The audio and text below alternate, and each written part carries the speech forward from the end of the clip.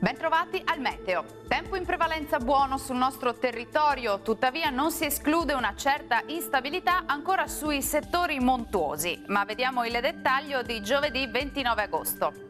Sul Veneto avremo un ampio soleggiamento con cielo al massimo poco nuvoloso al mattino.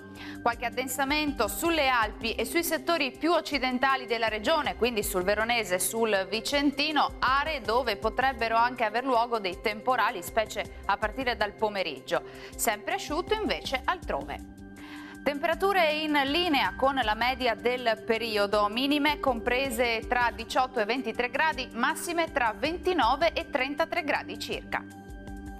Bel tempo anche sul Friuli Venezia Giulia, con condizioni stabili e tanto sole su tutti i settori, occasionali acquazzoni solamente sull'Udinese e sul Goriziano durante le ore pomeridiane.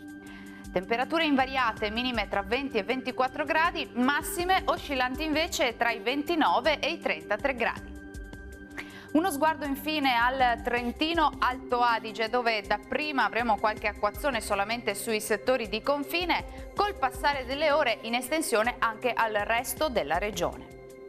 Temperature minime tra 17 e 19 gradi, massime comprese invece tra 32 e 33 gradi circa.